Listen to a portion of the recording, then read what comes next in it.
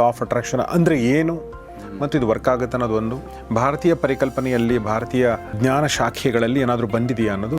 ನಮ್ಮ ಒಳಗಡೆಗೆ ನಿಜವಾಗಿ ಏನನ್ನು ಸತ್ಯ ಅಂತ ನಂಬಿದ್ದೀವಿ ಅದೇನೇ ನಂಬಿಕೆ. ನಿಮಗೇನು ಒಳ್ಳೆಯದಿದೆ ಈಗ ಆಲ್ರೆಡಿ ಅದನ್ನು ಗಮನಿಸಿ, ಒಳ್ಳೆಯದನ್ನು ಅನುಭವಿಸಿ, ಒಳ್ಳೆಯದಕ್ಕೆ ಥ್ಯಾಂಕ್ಸ್ ಅಂತ ಹೇಳಿ, ಆಗ ಒಳ್ಳೆಯದು ತಾನಾಗಿ ಬರುತ್ತೆ ಅಂತ. ಏನು ಬೇಕಾದರೂ ಸೃಷ್ಟಿ ಮಾಡಬಹುದು, ಮನಸ್ಸಿಗೆ ಬಂದಿದ್ದನ್ನು ಸೃಷ್ಟಿ ಮಾಡಬಹುದು, ಶರೀರವನ್ನು ತುಂಬ ಹಗುರ ಮಾಡಬಹುದು, ಶರೀರವನ್ನು ಭಾರ ಮಾಡಬಹುದು. ಭಾರತೀಯ ಪರಂಪರೆಯಲ್ಲಿ ಅಥವಾ ಶಾಸ್ತ್ರಗಳಲ್ಲಿ ಮೊದಲಿನ ಕಾಲದಿಂದ ಇದ್ದದ್ದೇ. ಆದರೆ ಅವರು ಅದಕ್ಕೆ ಒಂದು ಹೆಸರು ಕೊಡಲಿಲ್ಲ. ಏನಂದರೆ ಅವೇರ್ನೆಸ್ ಈಸ್ ಎವ್ರಿಥಿಂಗ್ ಅಂತ ಹೇಳ್ತಾರೆ. ನಿಮ್ಮ ಪ್ರಜ್ಞೆ ಇದೆಯಲ್ಲ, ಪ್ರಜ್ಞೆಯೇ ಎಲ್ಲದಕ್ಕೂ ಕಾರಣ ಅಂತ. ಇದನ್ನು ನಮ್ಮಲ್ಲಿ ಎಷ್ಟೋ ವರ್ಷಗಳ ಹಿಂದೆ ವೇದಾಂತದಲ್ಲೆಲ್ಲ ಹೇಳಿದರು ಅಲ್ವಾ, ಪ್ರಜ್ಞೆಯೇ ನೀನು ಅಂತ.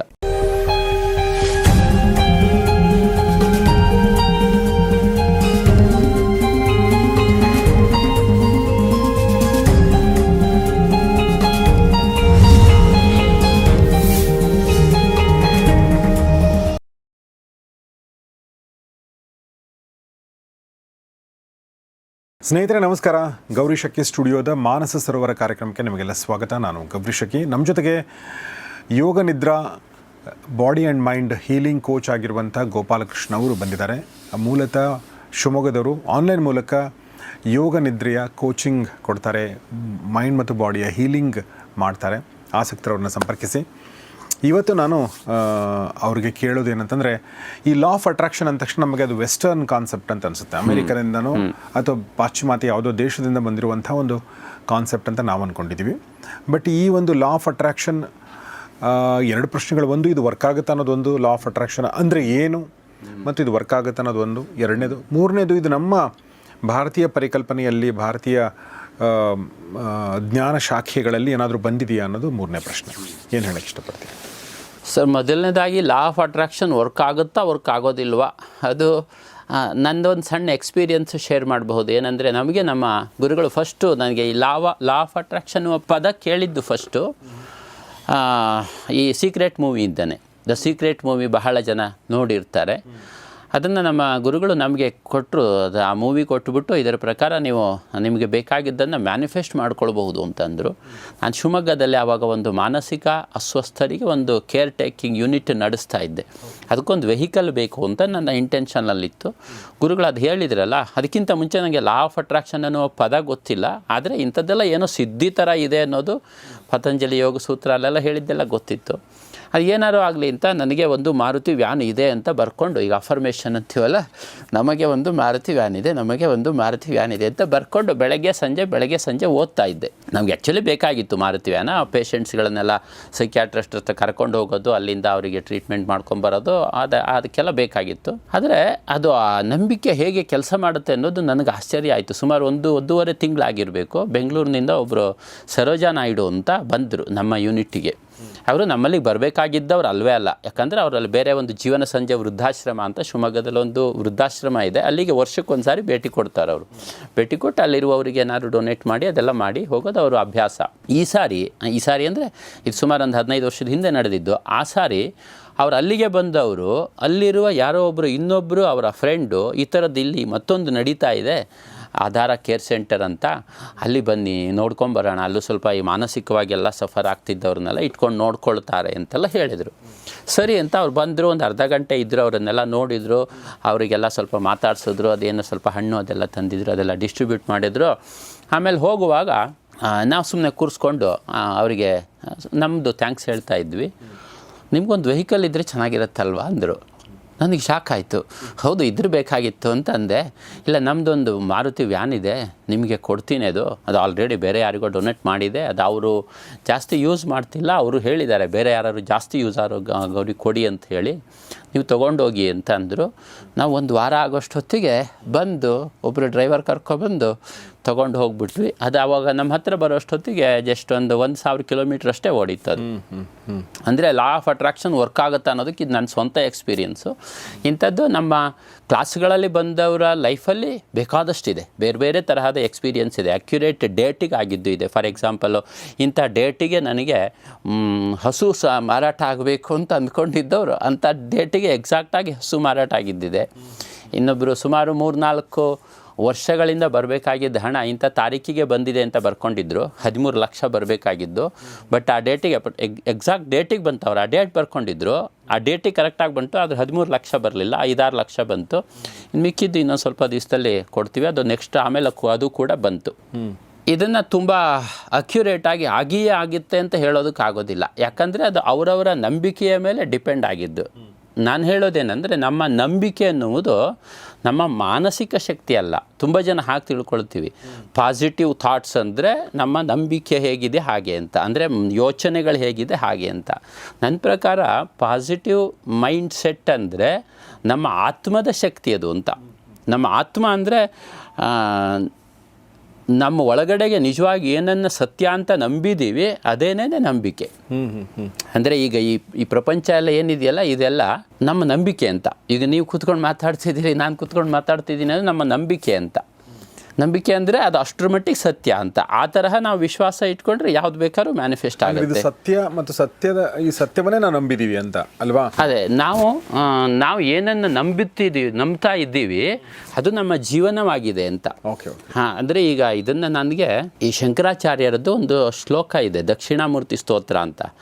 ಅದರಲ್ಲಿ ತುಂಬ ಚೆನ್ನಾಗಿ ಎಕ್ಸ್ಪ್ಲೈನ್ ಮಾಡ್ತಾರೆ.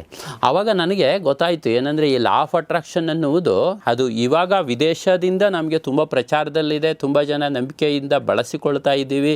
ಕೆಲವೊಮ್ಮೆ ವರ್ಕ್ ಆಗುತ್ತೆ ಅಂತೀವಿ, ವರ್ಕ್ ಆಗಲ್ಲ ಅಂತೀವಿ, ಎಲ್ಲದೂ ಇದೆ. ಬಟ್ ಅದೆಲ್ಲ ಮೂಲವಾಗಿ ನಮ್ಮಲ್ಲಿಯೇ ಇದ್ದಿದ್ದು, ನಮ್ಮಲ್ಲಿ ಇನ್ನೂ ತಳದಿಂದ, ಇನ್ನೂ ಆಳದಿಂದ ಅದನ್ನು ಕನೆಕ್ಟ್ ಮಾಡಿದ್ರು ಅಂತ ಹೇಗೆ ಆಮೇಲೆ ಅನ್ನಿಸ್ತು. ಅದು ಶಂಕರಾಚಾರ್ಯರದ್ದು ಸ್ತೋತ್ರದಲ್ಲಿ, ಅಂದರೆ ವೇದಾಂತದಲ್ಲಿ ಹೇಳೋದದೆ, ವಿಶ್ವಂ ದರ್ಪಣ ದೃಶ್ಯಮಾನ ನಗರಿ ತುಲ್ಯಂ ನಿಜಾಂತರ್ಗತಂ ಪಶ್ಯನ್ ಆತ್ಮನಿ ಮಾಯೆಯ ಬಹಿರಿವೋದ್ಭೂತಂ ಯಥಾ ನಿದ್ರಯ ಯಸ್ ಸಾಕ್ಷಾತ್ ಕುರುತೆ ಪ್ರಬೋಧ ಸಮಯೇ ಸ್ವಾತ್ಮಾನಮೇವಾದ್ವಯಂ ತಸ್ಮೈ ಶ್ರೀ ಗುರುಮೂರ್ತಯೇ ನಮೈದಂ ಶ್ರೀ ದಕ್ಷಿಣಾಮೂರ್ತಯೇ ಅಂತ ಮೊದಲನೇ ಶ್ಲೋಕ ಅದು ಆ ದಕ್ಷಿಣಾಮೂರ್ತಿ ಸ್ತೋತ್ರದಲ್ಲಿ. ಅದರಲ್ಲಿ ಒಂದು ತುಂಬ ಒಳ್ಳೆಯ, ತುಂಬ ಅರ್ಥವಾಗುವ ಸಿಂಪಲ್ ಎಕ್ಸಾಂಪಲ್ ಕೊಟ್ಬಿಡ್ತಾರೆ ಶಂಕರಾಚಾರ್ಯರು. ಈಗ ರಾತ್ರಿ ಮಲ್ಕೊಂಡು ಇದ್ದಾಗ ಇಡೀ ಒಂದು ನಗರ ಎಲ್ಲ ಕಾಣಿಸ್ತಾ ಇದೆ ಅವನಿಗೆ ಕನಸಿನಲ್ಲಿ. ಅಂದರೆ ಆ ನಗರದಲ್ಲಿ ಬೇಕಾದಷ್ಟು ಓಡಾಡಿದ್ದಾನೆ, ಏನೇನೋ ಚಟುವಟಿಕೆಗಳೆಲ್ಲ ಮಾಡಿದೆ, ಎಲ್ಲ ನಡೆದಿದೆ. ಆದರೆ ಬೆಳಗ್ಗೆ ಎದ್ದು ನೋಡಿದರೆ ಏನು ಇಲ್ಲವೇ ಇಲ್ಲ, ಅಲ್ಲಿ ಯಾವ ನಗರನೂ ಇಲ್ಲ. ಆವಾಗ ಗೊತ್ತಾಗುತ್ತೆ ಏನಂದರೆ ತಾನೊಬ್ಬನೇ ಇದ್ದಿದ್ದು ಅಂತ.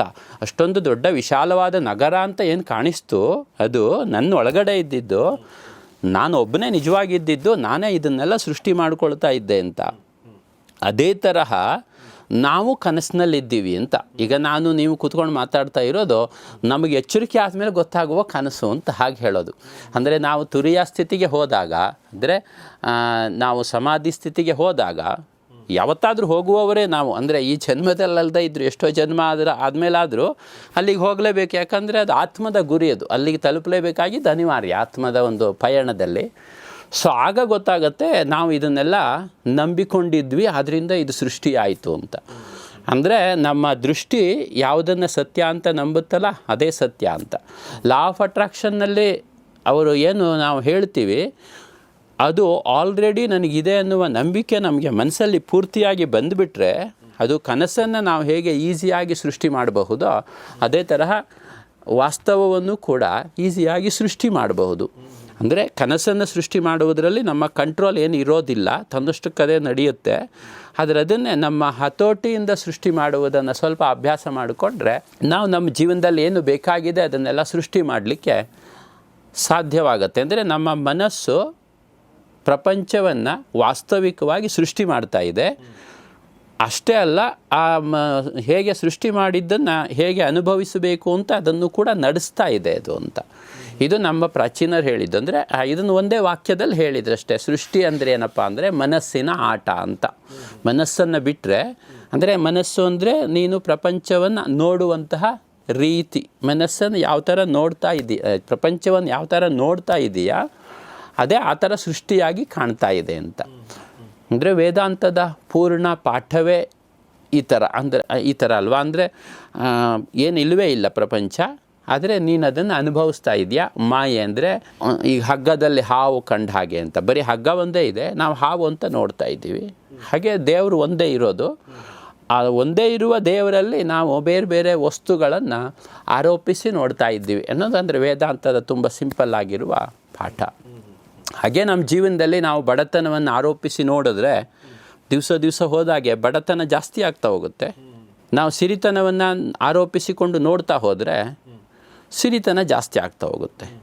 ಲಾ ಆಫ್ ಅಟ್ರಾಕ್ಷನ್ ಟೆಕ್ನಿಕಲ್ ಇದನ್ನು ಗ್ರ್ಯಾಟಿಟ್ಯೂಡ್ ಅಂತ ಕರೀತಾರೆ ಅಲ್ವಾ. ನಿಮಗೇನು ಒಳ್ಳೆಯದಿದೆ ಈಗ ಆಲ್ರೆಡಿ ಅದನ್ನು ಗಮನಿಸಿ, ಒಳ್ಳೆಯದನ್ನು ಅನುಭವಿಸಿ, ಒಳ್ಳೆಯದಕ್ಕೆ ಥ್ಯಾಂಕ್ಸ್ ಅಂತ ಹೇಳಿ, ಆಗ ಒಳ್ಳೆಯದು ತಾನಾಗಿ ಬರುತ್ತೆ ಅಂತ. ಆಲ್ರೆಡಿ ಇರುವ ಒಳ್ಳೆಯದನ್ನು ನೋಡಿದ್ರೆ ನಮ್ಗೆ ಒಳ್ಳೆಯದು ಜಾಸ್ತಿ ಬರುತ್ತೆ, ಆಲ್ರೆಡಿ ಇರುವ ಕೆಟ್ಟದ್ದನ್ನು ನೋಡಿದ್ರೆ ಕೆಟ್ಟದ್ದು ಜಾಸ್ತಿ ಬರುತ್ತೆ. ಹಾಗಾಗಿ ನಮ್ಮ ಜೀವನವನ್ನೆಲ್ಲ ತುಂಬ ಒಳ್ಳೆಯದರ ಬಗ್ಗೆನೇ ಫೋಕಸ್ ಮಾಡಿದ್ರೆ ಸಹಜವಾಗಿ ಒಳ್ಳೆಯದು ಬರುತ್ತೆ. ಇದು ನಮ್ಮ ಪತಂಜಲ ಯೋಗ ಸೂತ್ರದಲ್ಲೆಲ್ಲ ಸಿದ್ಧಿ ಅಧ್ಯಾಯವೇ ಇದೆ. ಸಿದ್ಧಿಗೋಸ್ಕರ ಯಾವ ತರಹ ನಾವು ಬೇರೆ ಬೇರೆ ರೀತಿಯ ಸಿದ್ಧಿಗಳನ್ನು ಪಡ್ಕೊಳ್ತೀವಿ, ಯೋಗಿಗಳ ಆಗಿ ಹೋಗ್ತಾ ಇದ್ದವರು ಯೋಗದ ಮಾರ್ಗದಲ್ಲಿ ಅನ್ನೋದೆಲ್ಲ ಯೋಗ ಸೂತ್ರದಲ್ಲಿ ವಿವರಣೆ ಕೊಡ್ತಾರೆ. ಏನು ಬೇಕಾದರೂ ಸೃಷ್ಟಿ ಮಾಡಬಹುದು, ಮನಸ್ಸಿಗೆ ಬಂದಿದ್ದನ್ನು ಸೃಷ್ಟಿ ಮಾಡಬಹುದು, ಶರೀರವನ್ನು ತುಂಬ ಹಗುರ ಮಾಡಬಹುದು, ಶರೀರವನ್ನು ಭಾರ ಮಾಡಬಹುದು, ಅಥವಾ ಇಂಥದ್ದೆಲ್ಲ ಇದೆ ಬೇಕಾದಷ್ಟು ಅಷ್ಟಸಿದ್ಧಿಗಳು. ನಮ್ಮಲ್ಲಿ ಭಾರತೀಯ ಪರಂಪರೆಯಲ್ಲಿ ಅಥವಾ ಶಾಸ್ತ್ರಗಳಲ್ಲಿ ಮೊದಲಿನ ಕಾಲದಿಂದ ಇದ್ದದ್ದೇ. ಆದರೆ ಅವರು ಅದಕ್ಕೆ ಒಂದು ಹೆಸರು ಕೊಡಲಿಲ್ಲ. ಏನಂದರೆ ಲಾ ಆಫ್ ಅಟ್ರಾಕ್ಷನ್ ಅಂತ ಒಂದು ಹೆಸರು ಕೊಡಲಿಲ್ಲ. ಯಾಕೆ ಅಂದರೆ ನಮ್ಮ ಸಿದ್ಧಾಂತದವರಿಗೆ ಅಥವಾ ಭಾರತೀಯರಿಗೆ ಆ ಸೃಷ್ಟಿ ಮಹತ್ವಪೂರ್ಣವಾಗಿದ್ದಾಗಿರಲಿಲ್ಲ. ಅಂದರೆ ಇವಾಗೊಂದು ಮನೆಯನ್ನು ಸೃಷ್ಟಿ ಮಾಡಬೇಕು ಅನ್ನುವುದು ನಮ್ಮವರಿಗೆ ಬಹಳ ಮುಖ್ಯವಾಗಿದ್ದಾಗಿರಲಿಲ್ಲ. ಯಾಕೆಂದರೆ ಅವರು ಮನೆಯಿಂದ ಆಚೆಗೆ ಹೋಗೋದು ಮುಖ್ಯ ಆಗಿತ್ತು ಅವರಿಗೆ. ಅಂದರೆ ಪ್ರಪಂಚವನ್ನು ಮೀರಿ ಭಗವಂತನನ್ನು ಪಡೆಯುವುದು ಮುಖ್ಯವಾಗಿತ್ತು. ಆದರೆ ಇವಾಗ ಲಾ ಆಫ್ ಅಟ್ರಾಕ್ಷನ್ನು ಅದರ ಆಚೆಗಿರುವಂತಹ ಭಗವಂತನ ಕಡೆಗೆ ಜಾಸ್ತಿ ಗಮನ ಹರಿಸೋದನ್ನು ಇನ್ನೂ ಅಭ್ಯಾಸ ಮಾಡಿಲ್ಲ. ಈಗ ಸದ್ಯದಲ್ಲೇ ಅವರು ಮನಸ್ಸಿನ ಪವರಿಂದ ಸೃಷ್ಟಿ ಮಾಡುವುದರ ಕಡೆಗೆ ಜಾಸ್ತಿ ಗಮನ ಕೊಡ್ತಾ ಇದ್ದೀವಿ. ಆ್ಯಕ್ಚುಲಿ ಇವರು ರೋಂಡಾ ಬೈರ್ನ್ ಅಂತ ಅವರು ಲಾ ಆಫ್ ಅಟ್ರಾಕ್ಷನ್ ಸೀಕ್ರೆಟ್ ಮೂವಿಯ ಮೊದಲು ಮಾಡಿದವರು ಅವರು ಇವಾಗ ಸೆಕೆಂಡ್ ಇನ್ನೊಂದು ಬುಕ್ ಬರೆದಿದ್ದಾರೆ. ಅದ್ರ ಹೆಸರೇನೋ ಮಾಡ್ತಾರೆ, ಗ್ರೇಟೆಸ್ಟ್ ಸೀಕ್ರೆಟ್. ಹೌದು. ಅದರಲ್ಲಿ ಅವರು ತುಂಬ ನೀಟಾಗಿ ಅವೇರ್ನೆಸ್ ಈಸ್ ಎವ್ರಿಥಿಂಗ್ ಅಂತ ಹೇಳ್ತಾರೆ. ನಿಮ್ಮ ಪ್ರಜ್ಞೆ ಇದೆಯಲ್ಲ, ಪ್ರಜ್ಞೆಯೇ ಎಲ್ಲದಕ್ಕೂ ಕಾರಣ ಅಂತ. ಇದನ್ನು ನಮ್ಮಲ್ಲಿ ಎಷ್ಟೋ ವರ್ಷಗಳ ಹಿಂದೆ ವೇದಾಂತದಲ್ಲೆಲ್ಲ ಹೇಳಿದರು ಅಲ್ವಾ. ಪ್ರಜ್ಞೆಯೇ ನೀನು ಅಂತ, ಚಿತ್ ಅಂತ, ನೀನು ಚಿತ್ ಅಂತ. ಚಿತ್ ಅಂದರೆ ಪ್ರಜ್ಞೆ, ಅರಿವೇ ನೀನು. ಬಟ್ ನಮಗೆ ನಾನು ಅಂದರೆ ಯಾರು ಮತ್ತು ಆ ಪ್ರಜ್ಞೆ ಅನ್ನೋ ಚಿತ್ ಅಂದರೆ ಯಾರು ಅನ್ನೋದ್ರ ಬಗ್ಗೆ ನಮ್ಗೆ ಗೊತ್ತಿಲ್ಲ. ಅಂದರೆ ಈಗ ನಾನು ಮಾತಾಡ್ತಾ ಇರೋ ನಾನು ಮತ್ತು ನಾನು ಮಾತಾಡ್ತಿರೋ ನೋಡುವಂಥವು ನಾನು ಇದ್ದೇವಲ್ವ, ಅವರಿಬ್ಬರ ಮಧ್ಯೆ ವ್ಯತ್ಯಾಸನ ಗುರುತಿಸೋಕೆ ನಮ್ಗೆ ಸಾಧ್ಯ ಆಗಲ್ಲ. ಈಗ ನಾನು ಅಂದರೆ ಗೌರೀಶ್ ಅಂದರೆ ಈ ಬಾಡಿ ಅನ್ನೋದು ಗೌರೀಶು, ಈ ಮನಸ್ಸು ಗೌರೀಶ್ ಅಂತ ಅಂದ್ಕೊಂಡಿದ್ದೀವಿ. ಬಟ್ ಈ ಬಾಡಿ ಮತ್ತು ಮನಸ್ಸನ್ನ ತೆಗೆದ್ರೆ ಉಳಿಯುವಂಥದ್ದು ಇದೆಯಲ್ಲ, ಆ ಅವೇರ್ನೆಸ್ ಬಗ್ಗೆ ನಮ್ಗೆ ಗೊತ್ತಿಲ್ಲ. ಹೌದು. ಸೊ ಹೌದು, ಆ ಅವೇರ್ನೆಸ್ ಗೊತ್ತಿಲ್ಲದೆ ಇದ್ದಿದ್ದಕ್ಕೇ ನಮಗೆ maximum law of attraction work ಆಗೋದಿಲ್ಲ. ಯಾಕಂದರೆ ನಾವು ಲಾ ಆಫ್ ಅಟ್ರಾಕ್ಷನ್ ಎಲ್ಲಿಂದ ಕೆಲಸ ಮಾಡುತ್ತೆ ಅಲ್ಲಿಗೆ ರೀಚ್ ಆಗಿಲ್ಲ. ನಾವು ಫಿಸಿಕಲ್ಲಿ ಅಥವಾ ಬರೀ ಮಾನಸಿಕವಾದ ಯೋಚನೆಗಳ ಮಟ್ಟದಲ್ಲಿ ಪಾಸಿಟಿವ್ ಅಂತ ಅಂದ್ಕೊಂಡು ಓಡಾಡ್ತಾ ಇದ್ದೀವಿ. ಆದರೆ ಆ ಸಂಕಲ್ಪ ನಿಜವಾಗಿ ಎಲ್ಲಿಗೆ ತಲುಪಬೇಕಲ್ಲ ಅಲ್ಲಿಗೆ ತಲುಪ್ತಾ ಇಲ್ಲ. ನಮ್ಮ ಕಮ್ಯುನಿಟಿಯಲ್ಲಿ, ನಮ್ಮ ಪರಿವಾರದಲ್ಲಿ ಇದನ್ನು ಸ್ವಲ್ಪ ವಿಶೇಷವಾಗಿ ಫೋಕಸ್ ಮಾಡ್ತಾ ಇದ್ದೀವಿ. ಅಂದರೆ ಎಲ್ಲ ಟೆಕ್ನಿಕ್ಗಳು ಇದೆ. ಯೋಗ ನಿದ್ರಾದಲ್ಲಿ ನನ್ನ ಪ್ರಕಾರ ತುಂಬ ಸುಲಭವಾದ ಟೆಕ್ನಿಕ್ ಅದು. ಯಾಕೆಂದರೆ ಯೋಗ ನಿದ್ರಾ ಸ್ಥಿತಿಯಲ್ಲಿದ್ದಾಗ ಮೈಂಡು ನ್ಯಾಚುರಲ್ಲಾಗಿ ಸಬ್ಕಾನ್ಷಿಯಸ್ ಮೈಂಡಿಗೆ ಕನೆಕ್ಟ್ ಆಗುತ್ತೆ. ಅಂದರೆ ಇಂದ್ರಿಯ ಪ್ರಜ್ಞೆಯಿಂದ ಮನಸ್ಸು ಸ್ವಲ್ಪ ಅಂತರ್ಮುಖವಾಗುತ್ತೆ. ಯೋಗ ನಿದ್ರಾಭ್ಯಾಸದ ಸ್ಥಿತಿಯಲ್ಲಿ ನಾವು ಪೂರ್ತಿ ವಿಶ್ರಾಂತಿಗೆ ಹೋದಾಗ, ಯಾವಾಗ ಇಂದ್ರಿಯ ಪ್ರಜ್ಞೆಯಿಂದ ಸ್ವಲ್ಪ ಹಿಂದೆ ಸರಿತೀವಲ್ಲ, ಆಗ ಅಂತಃಪ್ರಜ್ಞೆ ಸ್ವಲ್ಪ ಜಾಗೃತವಾಗುತ್ತೆ. ಅಂತಃಪ್ರಜ್ಞೆ ಜಾಗೃತವಾದಾಗ ನಾವು ಏನನ್ನು ಸೂಚನೆ ಕೊಡ್ತೀವಿ ಅದನ್ನು ಈ ಶರೀರ ಮನಸ್ಸುಗಳಿಗಿಂತ ಜಾಸ್ತಿ ಆತ್ಮಮಟ್ಟದಲ್ಲಿ ಸ್ವೀಕಾರ ಮಾಡಲಿಕ್ಕೆ ಸಾಧ್ಯವಾಗತ್ತೆ. ಹಾಗಾಗಿ ನಾವು ನಮ್ಮ ಪರಿವಾರದಲ್ಲೆಲ್ಲ ರೆಗ್ಯುಲರ್ ಇದನ್ನು ಧ್ಯಾನದ ತರಹ ಅಭ್ಯಾಸ ಮಾಡ್ತೀವಿ. ವಿಜುವಲೈಸೇಷನನ್ನು ಅವ್ರ ಲೈಫಲ್ಲಿ ಏನು ಮ್ಯಾನಿಫೆಸ್ಟ್ ಆಗಬೇಕಾಗಿದೆ ಅನ್ನೋದನ್ನು ಅವ್ರು ಇಟ್ಕೊಂಡ್ಬಿಟ್ಟು ವಿಜುವಲೈಸೇಷನ್ ಮಾಡೋದು. ಈ ಥರದ್ದು ರಿಸಲ್ಟ್ಸ್ ಎಲ್ಲ ಅದಕ್ಕೆ ಬರೋದು. ಅಂದರೆ ತುಂಬ ಬಂದಿದೆ ಈ ಥರದ್ದು. ಅಂದರೆ ಏನೋ ಒಂದು ಅಂದ್ಕೊಂಡಿದ್ದು ಆಗ್ಬಿಟ್ಟಿದ್ದು ಅಂತ. ಯಾವಾಗ ಯೋಗ ನಿದ್ರಾಭ್ಯಾಸದಿಂದ ಅಲ್ಲಿಗೆ ತಲುಪಿದಾಗ ಅದು ತುಂಬ ಡೀಪರ್ ಲೆವೆಲಲ್ಲಿ ಇನ್ಪುಟ್ ಆಗುತ್ತಲ್ಲ ಇನ್ಫಾರ್ಮೇಷನ್ನು, ಅದು ಆತ್ಮಮಟ್ಟಕ್ಕೆ ತಲುಪಿದ ಹಾಗೆ. ಓಕೆ. ಈಗ ಒಬ್ಬ ಕಾಮನ್ ಬೀವರ್, ನಮ್ಮ ಥರ ವ್ಯಕ್ತಿ ಏನು ಸಾಮಾನ್ಯ ಪ್ರೇಕ್ಷಕರಿದ್ದಾರೆ, ಅಂಥವ್ರಿಗೆ ಈಗ ಲಾ ಆಫ್ ಅಟ್ರಾಕ್ಷನ್ ಬಗ್ಗೆ ಜಾಸ್ತಿ ಗೊತ್ತಿಲ್ಲದಿರೋ ಒಂದಷ್ಟು ಮಾಹಿತಿ ನೀವು ಕೊಟ್ಟರೆ, ಬಟ್ ಈ ಒಂದು ಪ್ರೊಸೆಸ್ಸಲ್ಲಿ ಪಾಲ್ಗೊಳ್ಬೇಕು ಅಥವಾ ನಾನು ಇದನ್ನು ಇಂಪ್ಲಿಮೆಂಟ್ ಮಾಡಬೇಕು ಅಂಥವ್ರು ಇರ್ಬೋದು, ಅಥವಾ ಅದನ್ನು ಕಲಿಬೇಕು ಜಾಸ್ತಿ ಅನ್ನೋರ್ಗೆ ಏನು ಹೇಳಕ್ಕೆ ಇಷ್ಟಪಡ್ತೀರಿ? ಏನು what techniques you want to share? Yes, ನಮ್ಮದು ಆ್ಯಕ್ಚುಲಿ ಯೋಗ ನಿದ್ರಾಭ್ಯಾಸ ಅಂತ ಏನು ಹೇಳಿದ್ವಿ, ಯೋಗ ನಿದ್ರಾಭ್ಯಾಸ ಅನ್ನುವುದನ್ನು ಇದು ಎಲ್ಲದಕ್ಕೋಸ್ಕರ ಒಂದು ಟೂಲ್ ಆಗಿ ಬಳಸಿಕೊಳ್ತಾ ಇದ್ದೀವಿ. ಅಂದರೆ ನನ್ನ ಹತ್ರ ಬಂದವರಿಗೆ ನಾನು ತುಂಬ ಜನರಿಗೆ ಯೋಗ ನಿದ್ರಾಭ್ಯಾಸದ ಮೂಲಕ ಸ್ಟ್ರೆಸ್ ರಿಲೀಫ್ ಆಗುವುದು ಮತ್ತು ಅವರ ನಕಾರಾತ್ಮಕ ಯೋಚನೆಗಳನ್ನು ತುಂಬ ಕಡಿಮೆ ಮಾಡಿಕೊಳ್ಳುವುದು, ಅವೆರಡು ಆಲ್ಮೋಸ್ಟ್ ಒಂದೇ. ಜೊತೆಗೆ ನಿದ್ರೆ, ಹೆಲ್ತು, ಅದರ ಜೊತೆಗೆ ಎಕ್ಸ್ಟರ್ನಲ್ ಲೈಫಲ್ಲಿ ಏನು ಅಚೀವ್ ಮಾಡಬೇಕಾಗಿದೆ ಅಂಥದ್ದಕ್ಕೆ ಈ ಒಂದು ಮೈಂಡ್ ಪವರಿಂದ ತುಂಬ ಸಪೋರ್ಟ್ ಆಗುತ್ತೆ.